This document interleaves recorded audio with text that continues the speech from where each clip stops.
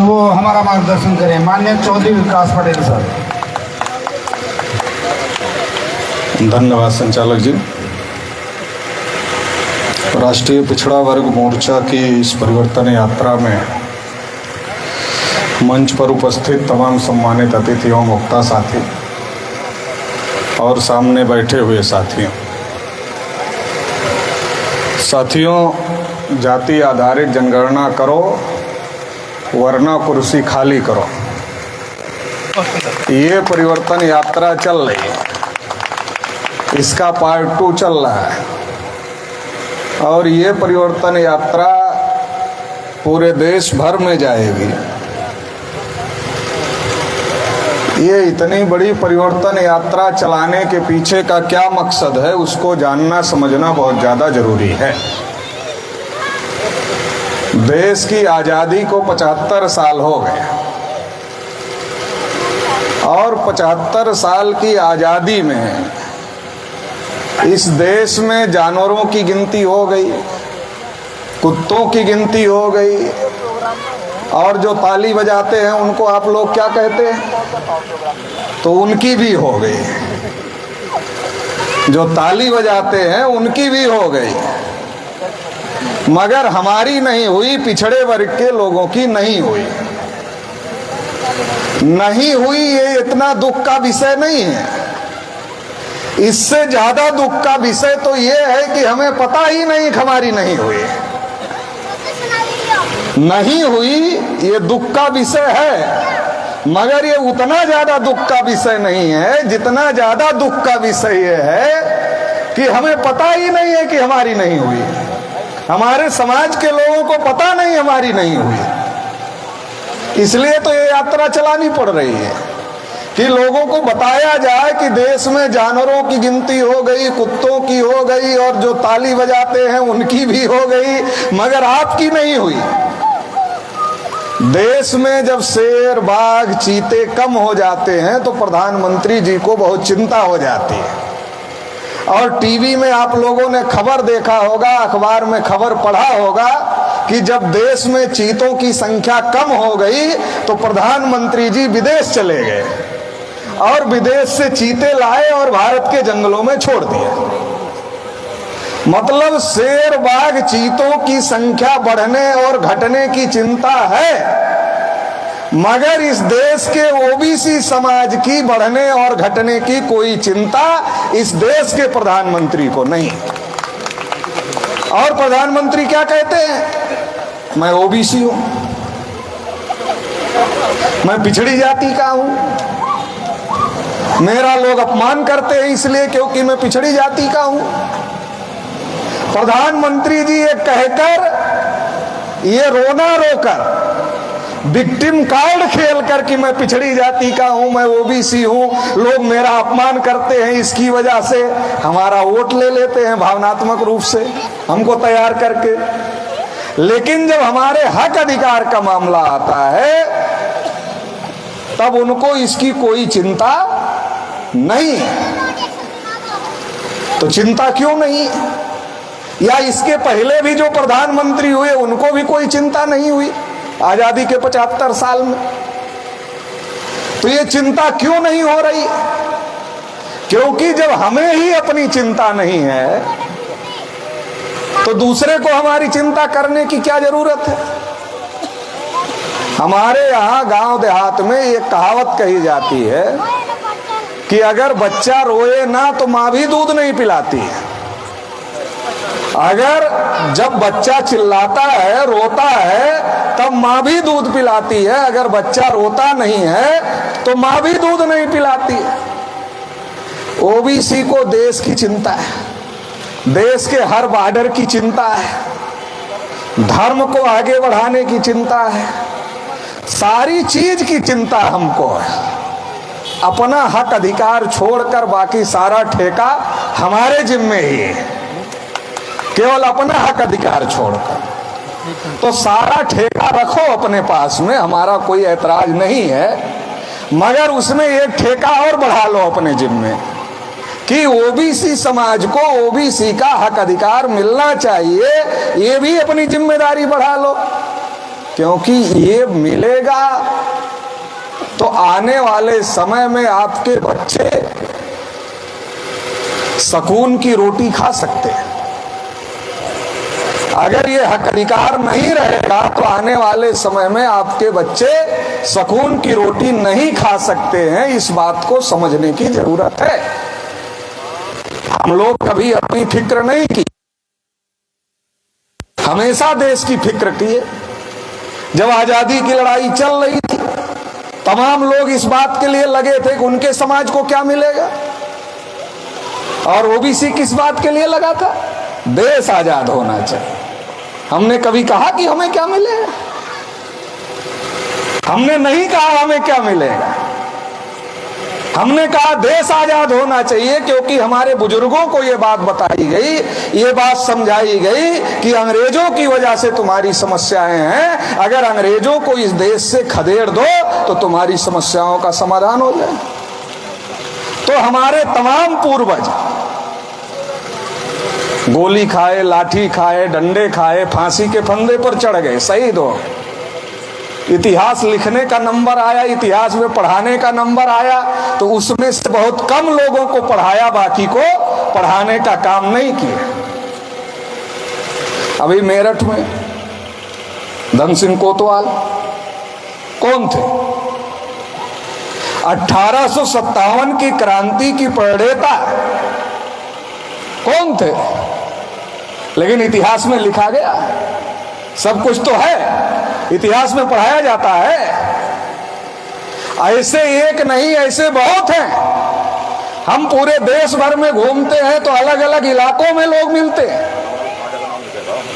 मंगल पांडे का लिख दिया गया, और इनका पूरा गांव अंग्रेजों ने तोप लगाकर उड़वा दिया था। इनका इतिहास में नाम ही दर्ज नहीं किया।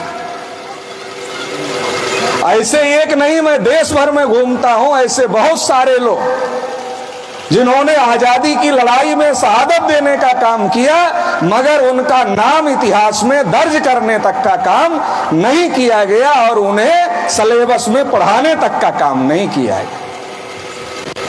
आजादी की लड़ाई में अगर इस देश में बैकवर्ड क्लास के लोग, शेड्यूल कास्ट के लोग, माइनॉरिटी के लोग, आदिवासी लोग अगर शामिल नहीं होते तो आज जो नागपुर में बैठकर देशभक्ति और देशद्रोह का सर्टिफिकेट बांट रहे हैं, उनके बाप दादा की औकात नहीं थी कि वो अंग्रेजों को इस देश से खदेड़ देते। औकात नहीं थी, खदेड़ देते। और आज भी जब लड़ना होता है तो कौन है लड़ाई में? आप उठाकर देख लो कौन लड़ता है। जब बॉर्डर पर लोग शहीद होते तब भी उठाकर देख लो कौन है, संख्या निकाल लो आप। तो लड़ाई में तो हम हर जगह हैं, लेकिन लड़ाई के बाद जो लोग कब्जा कर ले रहे हैं, तो लड़ाई के बाद हमें अपना हक अधिकार लेने के लिए भी तो सोचना पड़ेगा।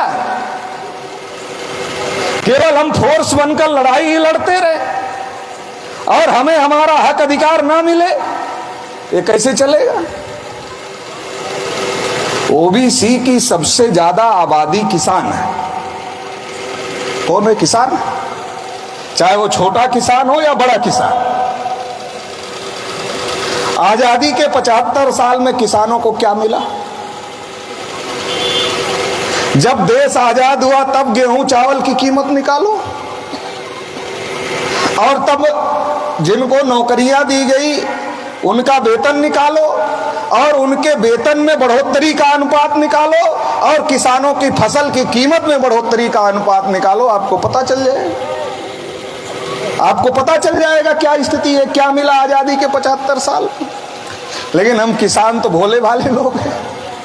हम तो आज तक इतना ही नहीं समझ पाए कि जब हम मार्केट में कोई चीज खरीदने के लिए जाते हैं, मान लो मोबाइल खरीदने के लिए गए, कुर्सी खरीदने के लिए गए, माचिस खरीदने के लिए गए, नमक खरीदने के लिए गए, तेल खरीदने के लिए गए, जब हम मार्केट में कोई चीज खरीदने के लिए जाते हैं तब हम पूछते हैं कितने में दोगे। इसका मतलब बेचने वाला दाम बताता है कि कितने में ये बिकेगा। वही किसान जो मार्केट में जब खरीदने के लिए जाता है कोई चीज तो पूछता है कितने में दोगे, वही किसान जब अपनी फसल बेचने के लिए जाता है फिर क्या कहता है, कितने में लोगे। अरे भाई, दो नियम कैसे होगा?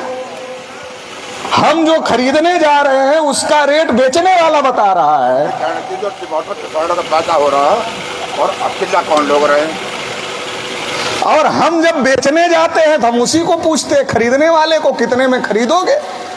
ये उल्टी गंगा 75 साल से बह रही है और हम समझ नहीं पा रहे। हम दुकान पर सबसे छोटी चीज अगर माचिस खरीदने जाएं, कितने पर खरीदते? एमआरपी पर खरीदते। एमआरपी क्या है? मैक्सिमम रिटेल प्राइस, अधिकतम खुदरा मूल्य। अधिकतम खुदरा मूल्य का मतलब क्या है? उससे ज्यादा में उसको बेचा नहीं जा सकता। ज्यादा से ज्यादा जितने में बेचा जा सकता है उतने में हमको माचिस की डिबिया मिलती है, उतने में हमको साबुन मिलता है, उतने में हमको तेल मिलता है। ज्यादा से ज्यादा जितने में बेचा जा सकता है एमआरपी पर। हम किसान क्या कह रहे हैं? हमें एमएसपी दे दो। एमएसपी क्या है? मिनिमम सपोर्ट प्राइस, न्यूनतम समर्थन मूल्य। अच्छा, जब न्यूनतम ही तय नहीं हुआ तो समर्थन कहां से हो गया? न्यूनतम के ऊपर कुछ दिया जाए तब उसको समर्थन कहते हैं। जब न्यूनतम ही नहीं है तो समर्थन कहां से हो गया? और उसको भी सरकार गारंटी देने के लिए तैयार नहीं है। लेकिन आप बताओ कि आजादी की लड़ाई बगैर किसानों के हो गई थी क्या? किसानों में सबसे बड़ा नाम था सरदार वल्लभ भाई पटेल का। आजादी की लड़ाई में एक बहुत बड़ा नाम किसानों में था, वो नाम था सरदार वल्लभ भाई पटेल का। और सरदार वल्लभ भाई पटेल के बारे में गांधी जी ने लिखा कि अगर मुझे सरदार वल्लभ भाई पटेल नहीं मिलते तो मैं कामयाब नहीं होता, मैं सफल नहीं होता। किसने लिखा? गांधी जी ने लिखा। ये बात गांधी जी को हर समय याद थी कि मुझे सरदार पटेल नहीं मिलते तो मैं कामयाब नहीं होता, क्योंकि बहुसंख्यक आबादी किसानों की थी और किसानों के समर्थन के बगैर आजादी की लड़ाई जीती नहीं जा सकती थी। देश भर में घूम घूम कर सरदार वल्लभ भाई पटेल ने किसानों का समर्थन गांधी जी के फेवर में खड़ा किया। ये बात गांधी जी को हर समय याद थी। बस एक समय भूल गए। कब भूल गए? जब सरदार वल्लभ भाई पटेल को देश का प्रधानमंत्री पहला बनाना हुआ तब गांधी जी भूल गए। कांग्रेस महासमिति में जब चुनाव हुआ, कांग्रेस की प्रांतीय कमेटियों ने वोट डाला, तो जितनी प्रांतीय कमेटियों ने वोट डाला सब ने सरदार पटेल को वोट डाला, किसी ने नेहरू का नाम नहीं। नेहरू जी को गांधी जी ने पूछा, तुमको तो किसी ने नहीं कहा। तो नेहरू जी चुप रहे।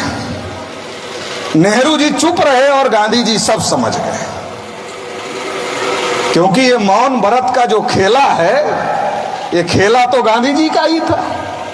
गांधी जी को जब जवाब नहीं देना होता था तो एक स्लेट उठाते थे, उस पर लिखते थे आज मैं मौन व्रत हूं, और कोई आदमी सवाल करने के लिए जाता था स्लेट उठाकर आगे कर देते थे। वो पढ़ लेता था कि आज गांधी जी मौन व्रत है, आज जवाब देंगे नहीं। जब पानी मांगना होता था लिखते थे मुझे एक गिलास पानी चाहिए। अब ये बोलना नहीं है, ये लिखना है, मौन है। तो गांधी जी भी समझ गए। और जब गांधी जी समझ गए तो गांधी जी ने जेबी कृपलानी जो मीटिंग का संचालन कर रहे थे, जेबी कृपलानी को कहा कि सरदार को चिट्ठी लिख कर दे दो कि सरदार अपना नाम वापस ले लो। जेबी, जैसे अभी कोई ज्यादा देर तक बोले तो संचालक चिट्ठी दे देता है, वैसे जेबी कृपलानी संचालन कर रहे थे मीटिंग। तो उन्होंने सरदार पटेल को एक चिट्ठी लिख कर दिया कि आप अपना नाम वापस ले लो। पटेल जी ने चिट्ठी पढ़ी। पटेल जी ने सोचा जेबी कृपलानी ने दिया, मैं वापस ले लूं, लोगों को पता नहीं चलेगा गांधी जी की इच्छा है इसके पीछे। तो सरदार पटेल ने वो पर्ची गांधी जी को दे दिया, गांधी जी ने फिर से जेबी कृपलानी को दे दिया और जेबी कृपलानी ने फिर पटेल जी को दे दिया और पटेल जी ने गांधी जी के दबाव में आकर अपना नाम वापस ले लिया। जिनको देश का पहला प्रधानमंत्री बनना चाहिए था उन्होंने नाम वापस ले लिया, और जब उन्होंने नाम वापस ले लिया तो